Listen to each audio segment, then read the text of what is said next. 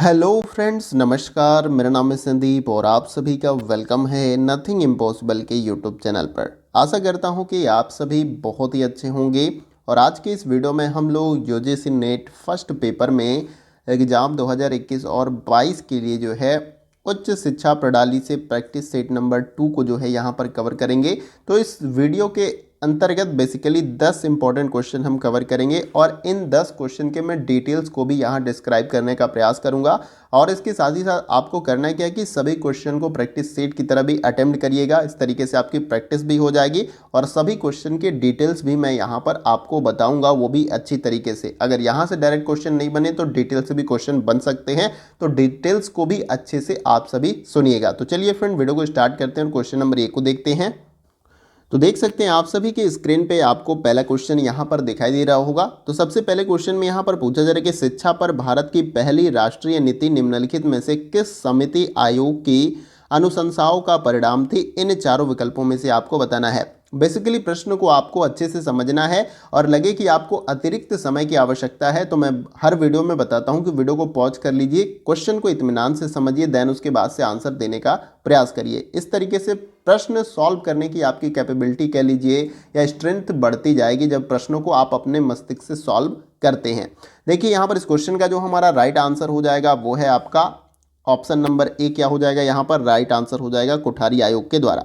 शिक्षा पर भारत की पहली राष्ट्रीय नीति निम्नलिखित में से किस समिति आयोग की अनुशंसाओं का परिणाम है? तो कोठारी आयोग का यहाँ पर परिणाम है, ये आपको याद रखना है। इसके साथ ही साथ इस क्वेश्चन के जो इंपॉर्टेंट डिटेल्स है उसको भी जान लीजिए। तो देखिए, जुलाई 1964 में DS कोठारी की अध्यक्षता में जो है कोठारी शिक्षा आयोग का गठन किया गया था और जिसकी सिफारिशों के आधार पर वर्ष 1968 में नवीन शिक्षा नीति का आयोजन किया गया और इस नीति में सेकेंडरी स्तर पर त्रिभाषा फॉर्मूले पर जोर दिया गया और इस नीति में शिक्षा पर व्यय को राष्ट्रीय आय के 6% तक बढ़ाने की अनुशंसा की गई थी। किसकी? कोठारी आयोग की अनुशंसाओं का यहाँ पर परिणाम है। इस क्वेश्चन का राइट आंसर है। इसके साथ ही साथ जो मैंने डिटेल्स अभी आपको बताया उसको भी अच्छे से याद कर लेना है क्योंकि वहां से भी क्वेश्चन आपको देखने को मिल सकता है आप सभी के एग्जाम में। आइए अगला क्वेश्चन देखते हैं।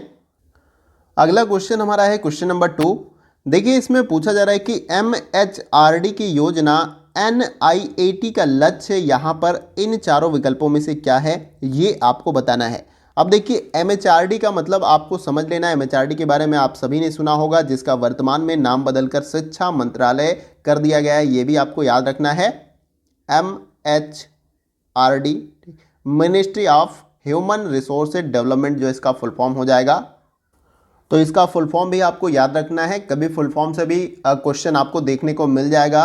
और इसका नाम बेसिकली बदल गया है पूरी तरीके से, ये आपका शिक्षा मंत्रालय हो गया है, आपका MHRD मानव संसाधन विकास मंत्रालय। अब यहाँ पर बेसिकली आपको बताना है कि MHRD की योजना NIAT का लक्ष्य इन चारों विकल्पों में से क्या है। वीडियो को पॉज करिए और राइट आंसर बताने का प्रयास करिए। देखिए, यहाँ पर इस क्वेश्चन का जो हमारा राइट आंसर हो जाएगा वो है आपका ऑप्शन नंबर ए, उच्च शिक्षा में बेहतर अधिगम परिणाम जो है प्राप्त करना। यहाँ पर MHRD की योजना NIAT का लक्ष्य है पूरी तरीके से, ये आपको याद रखना है। अब इस क्वेश्चन से जुड़े जो इंपॉर्टेंट डिटेल्स है उसे भी हमें जान लेना है। तो देखिए, मानव संसाधन विकास मंत्रालय, जिसको वर्तमान में हम शिक्षा मंत्रालय के नाम से जानते हैं, शिक्षा मंत्रालय द्वारा NET, एक ये भी आपको नाम याद रखना है, इसका भी ये शॉर्ट नेम है और फुल फॉर्म भी आपको याद रख लेना है। NEAT, जिसका फुल फॉर्म यहाँ पर होता है आपका national education alliance for technology, इसका फुल फॉर्म होता है। क्या होता है?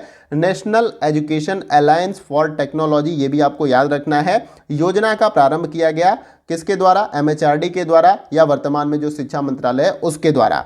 और इसके साथ ही साथ अब इसका उद्देश्य क्या है ये भी आपको जान लेना है। तो इसका उद्देश्य उच्च शिक्षा में बेहतर अधिगम परिणाम सुनिश्चित करना है, इसे आपको याद रखना है। और इसके साथ ही साथ इस योजना में PPP, अब ये PPP भी आपको याद रखना है। PPP का मतलब होता है पब्लिक प्राइवेट पार्टनरशिप, इसका फुल फॉर्म है, ये आपको याद रखना है। पब्लिक प्राइवेट पार्टनरशिप मॉडल को यहाँ पर प्रोत्साहन दिया गया है और यह योजना जो है आर्टिफिशियल इंटेलिजेंस पर बल देती है, ये भी आपको याद रखना है। आर्टिफिशियल इंटेलिजेंस का मतलब कृत्रिम बुद्धि, जो मानव के द्वारा बनाया गया है, टेक्नोलॉजिकल, ये आपको याद रखना है।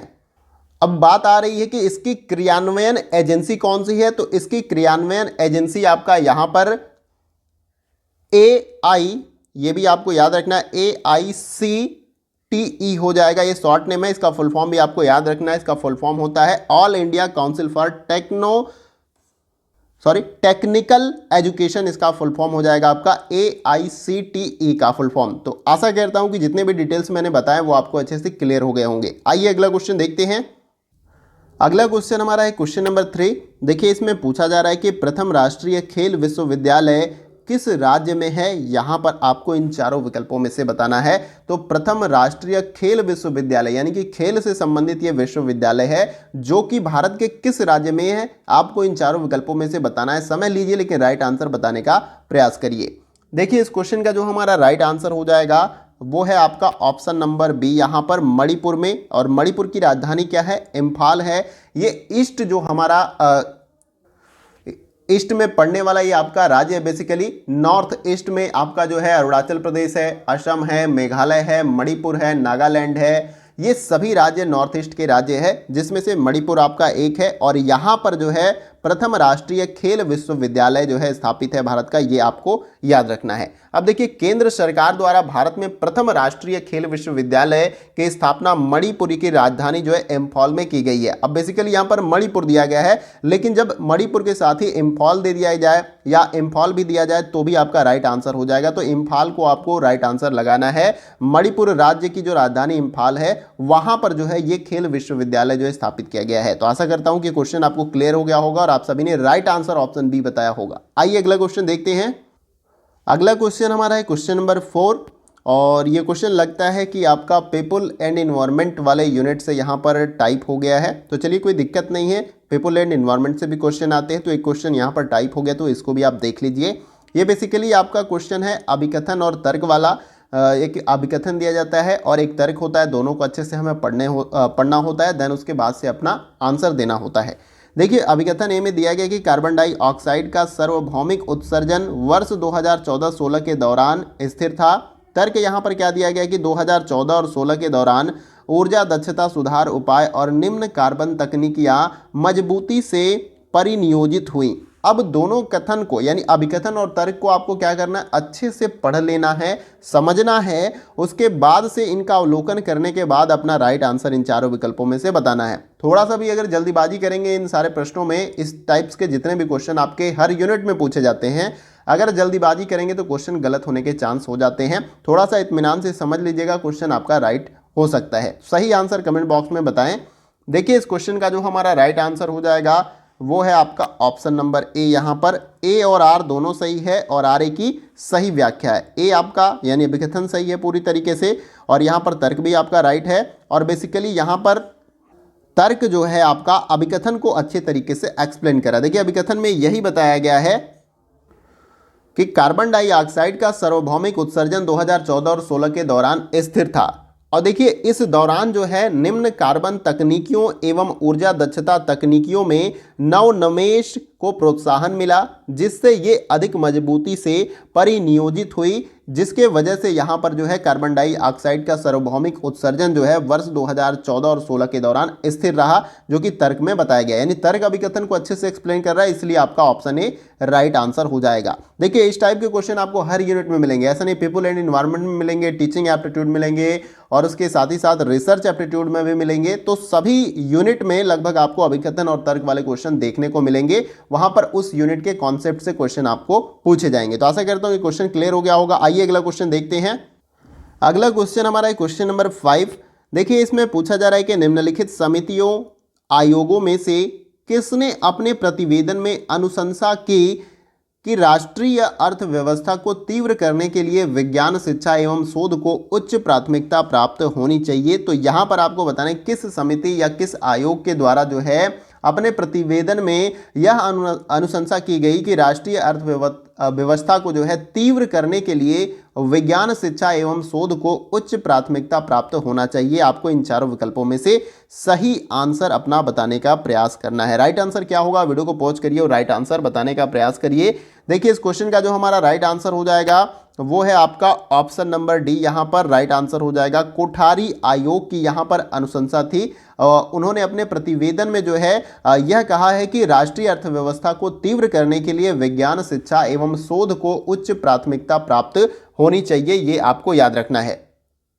और इस प्रतिवेदन में कुछ और महत्वपूर्ण अनुशंसाएं यहां पर की गई थी कोठारी आयोग के द्वारा, तो ये भी आपको याद रखना है। जैसे कि माध्यमिक शिक्षा को व्यावसायिक बनाया जाए और इसके साथ ही साथ उन्नत अध्ययन केंद्रों को अधिक सुदृढ़ बनाया जाए और इसके साथ ही साथ शिक्षा के पुनः निर्माण में कृषि और कृषि में अनुसंधान तथा इससे संबंधित विज्ञानों को उच्च प्राथमिकता दी जानी चाहिए और इसके साथ ही साथ नैतिक शिक्षा एवं सामाजिक उत्तरदायित्व की भावना पर बल दिया जाना चाहिए। तो इस प्रतिवेदन में इस पर भी अनुशंसा की गई है कोठारी आयोग के द्वारा, तो ये भी आपको याद रखना है। और कोठारी आयोग जो है आपका 1964 में जो है गठित हुई थी, ये भी आपको याद रखना है। मैंने पीछे भी एक क्वेश्चन कराया था, उसमें आपको बताया था। तो आशा करता हूं क्वेश्चन आपको क्लियर हो गया होगा और इसका जितना भी मैंने डिटेल आपको बताया वो भी समझ में आ गया होगा। आइए अगला क्वेश्चन देखते हैं। अगला क्वेश्चन हमारा है क्वेश्चन नंबर 6। देखिए इसमें पूछा जा रहा है कि नीचे दो कथन दिए गए हैं और दोनों कथन को हमें बहुत ही इत्मीनान से और अच्छे तरीके से पढ़ना है, तभी हम सही आंसर इस क्वेश्चन का दे पाएंगे। तो देखिए कथन पहला यहाँ पर दिया गया कि मानित विश्वविद्यालय यानी कि डीम्ड टू बी यूनिवर्सिटी असंबद्ध विश्वविद्यालय होता है।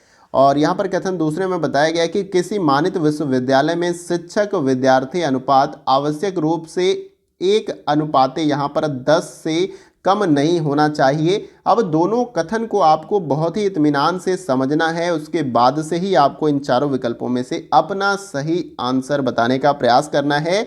सही आंसर बताने का प्रयास जरूर करें।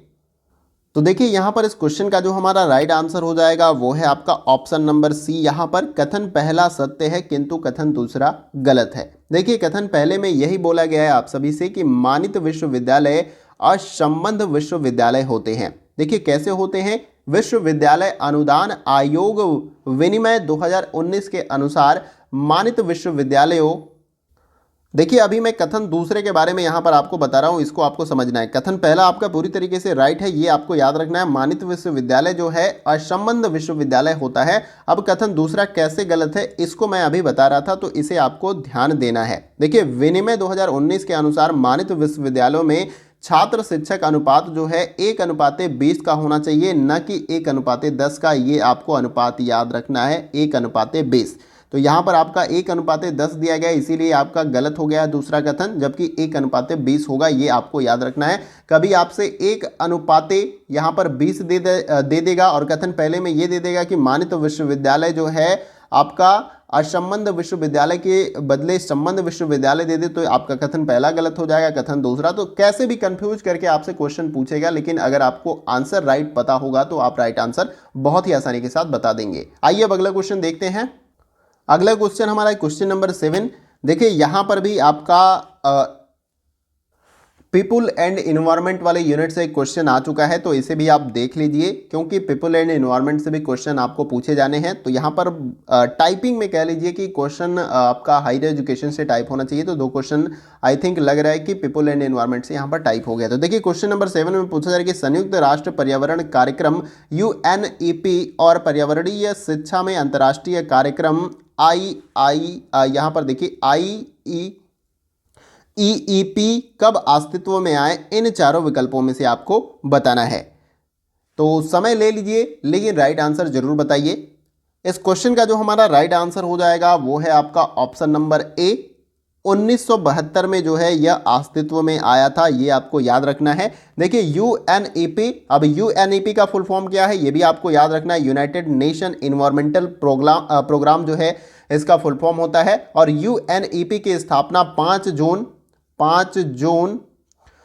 1972 आपको याद रखना है। 1972 में संयुक्त राष्ट्र संघ की पर्यावरण गतिविधियों के संयोजन एवं विकासशील देशों को पर्यावरण हितैषी योजनाओं के निर्माण एवं कार्यान्वयन में सहायता प्रदान करने हेतु की गई थी। अब याद हो गया आपको, समझ में आ गया कि UNEP की स्थापना कब की गई थी। 5 जून 1972 में किस लिए की गई थी? पर्यावरणीय हितैषी योजनाओं के निर्माण एवं कार्यान्वयन में सहायता प्रदान करने हेतु जो है इसकी स्थापना हुई थी। ये आपको याद रखना है। देखिए, और इसके साथ ही साथ जो है भारत में इससे संबंधित कार्य हेतु नोडल मंत्रालय पर्यावरण और वन एवं जलवायु मंत्रालय होता है। ये भी आपको याद रखना है। तो आशा करता हूं क्वेश्चन आपको क्लियर हो गया होगा, और डाउट हो तो कमेंट बॉक्स में पूछिएगा, मैं वहां पर भी बताने का प्रयास करूंगा।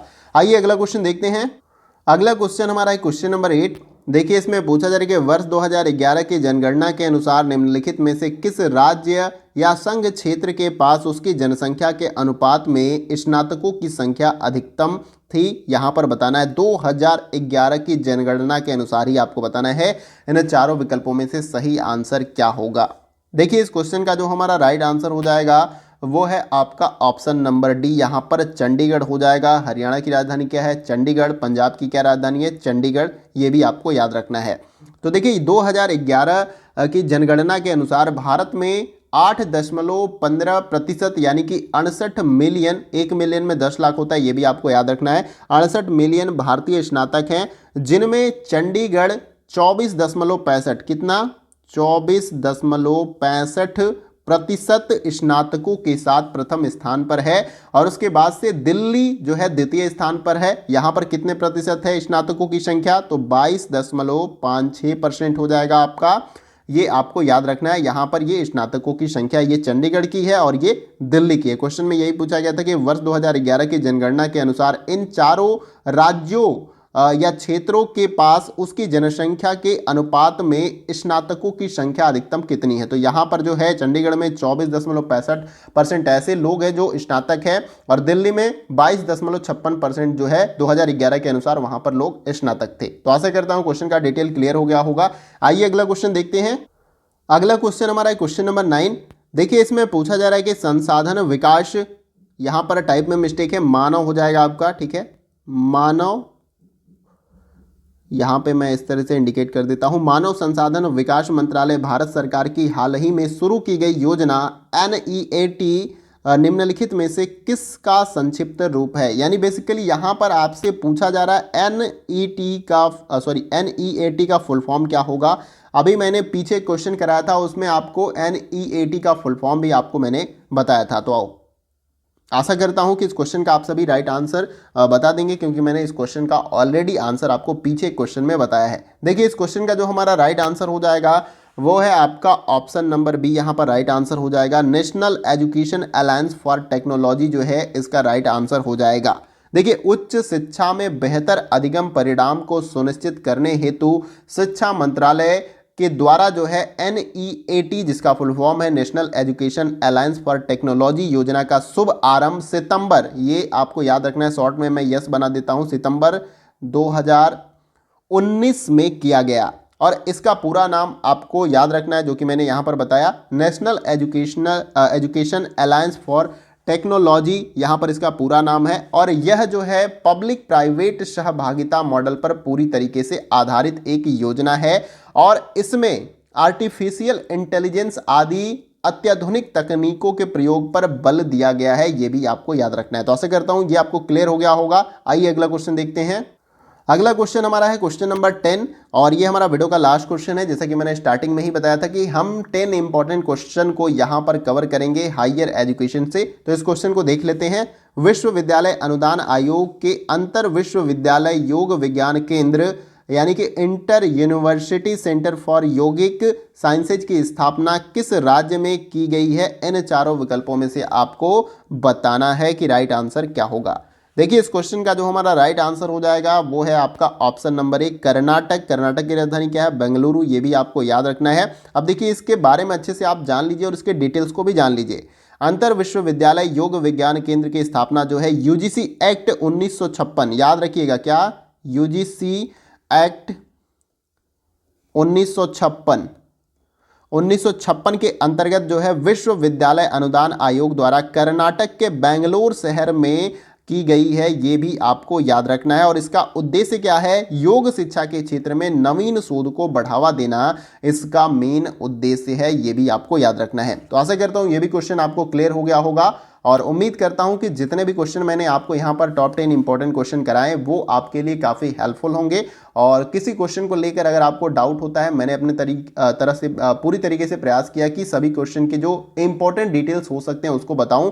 और कोई क्वेश्चन लगता होगा कि जिसके बारे में मैंने आपको अच्छे से डिस्क्राइब नहीं किया, आपको समझ में नहीं आया, तो उसके बारे में कमेंट बॉक्स में बता सकते हैं। और इसके साथ ही साथ एग्जाम रिलेटेड अगर आपकी कोई क्वेरी है तो उसके बारे में भी पूछ सकते हैं, किसी भी एग्जाम रिलेटेड। और वीडियो अच्छा लगे तो वीडियो को लाइक करिएगा। आपके एक लाइक से बहुत सारा मोटिवेशन और अप्रिशिएशन मिलता है। हम भी इंसान हैं, हम भी डिमोटिवेट होते हैं। ऐसा थोड़ा नहीं है कि बस विद्यार्थी डिमोटिवेट होते हैं, शिक्षक भी डिमोटिवेट होते हैं, लेकिन शिक्षक खुद से अपने आप को जो है मोटिवेट करने का प्रयास करते हैं और विद्यार्थियों को भी मोटिवेट करने का प्रयास करते हैं ताकि वो अपने लक्ष्य को हासिल कर सके। तो आप एक लाइक कर सकते हैं और फीडबैक कमेंट में आप दे सकते हैं इस वीडियो के बारे में।